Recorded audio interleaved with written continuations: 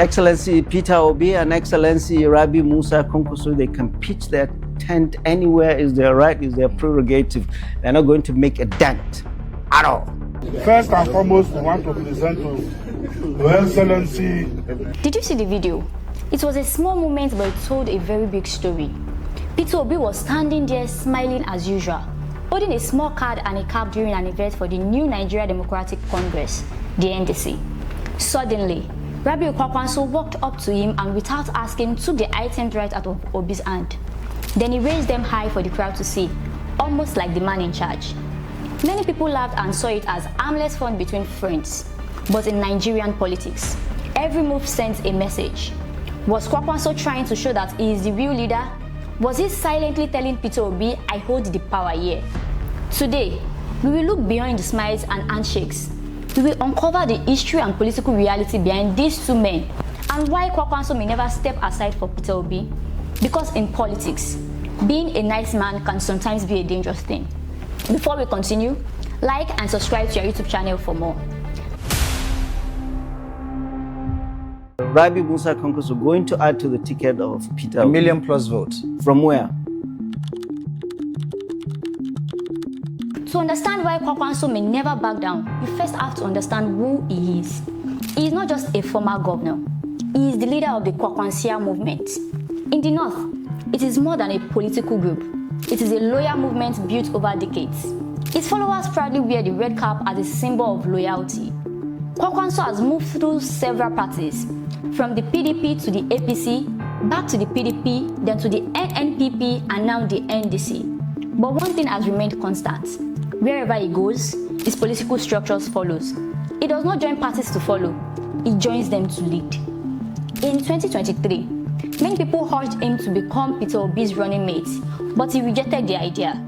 He argued that the North would not easily support a Southeast candidate and insisted he had more experience and a stronger political structure. To Kwankwaso, politics is about seniority.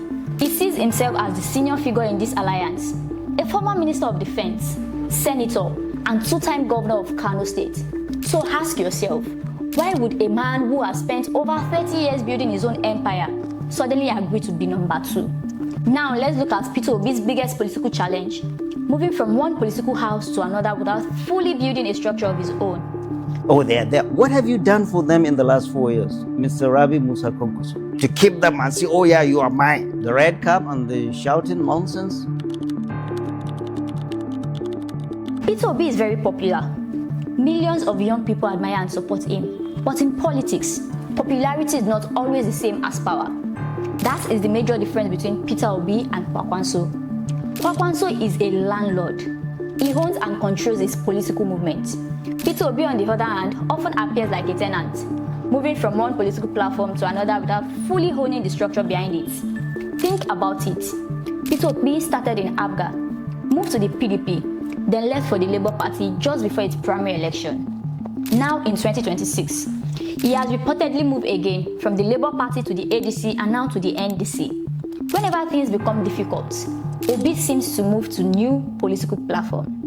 The problem is that he does not fully own these platforms. He is often relying on structures built by others. In the Labour Party, party leaders eventually clashed with him. Now in the NDC, he is sharing space with powerful figures like Kwankwaso and Sarah K. Dixon. Kwankwaso understands this. To him, Peter Obi is a man with massive support but without a permanent political home. In his mind, if you not own this structure, you must follow the person who does. That may explain why he confidently took the cap from Obi's hand during the event. He sees himself as the landlord of the northern opposition, while Obi is simply a guest.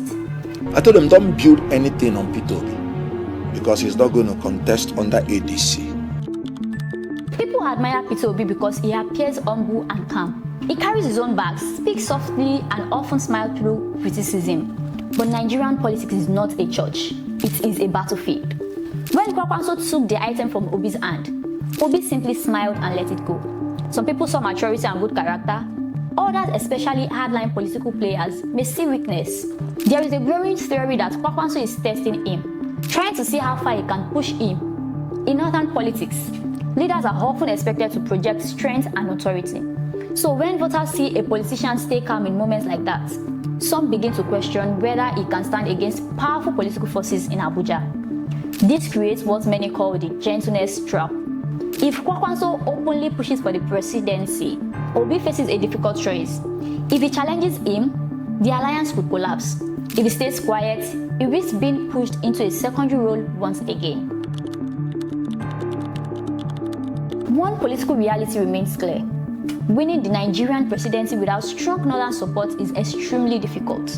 In 2023, Peter Obi gained millions of votes across the south, but struggled in key northern states like Kano, Katsina, and Kaduna.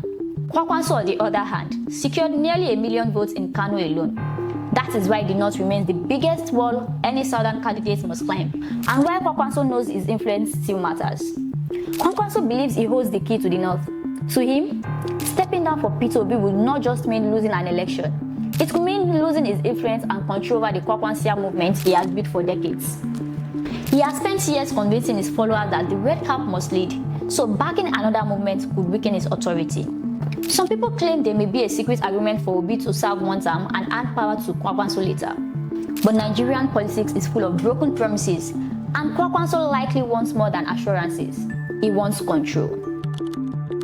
Now comes the big question. What exactly is the NDC? Some believe the party was created as a platform where powerful political figures like Kwankwaso can finally control Peter Obi. Unlike the Labour Party, where Obi was clearly the main star, the NDC is filled with experienced politicians, former governors, and powerful stakeholders. If Kwankwaso successfully dominates the party structure, Obi could face another difficult choice: stay and play a secondary role or leave again for another political platform. And if he keeps switching parties, critics may begin to question his consistency. That is why many people see the NDC as either a vehicle to power or a political trap. In conclusion, as 2027 approaches, the pressure within the opposition will increase. The APC understands that a divided opposition gives them an advantage, but Kwankwaso appears convinced that Peter Obi will eventually compromise for the sake of unity. The moment with the cap may have looked small, but to many observers, it carried a deeper message about power, influence, and leadership within the opposition. So what do you think?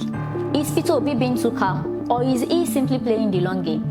And can a politician who keeps changing party truly outmaneuver someone who has spent decades building a loyal political structure? Let us know your thoughts, and don't forget to like, subscribe, and turn on notifications for more political deep dives.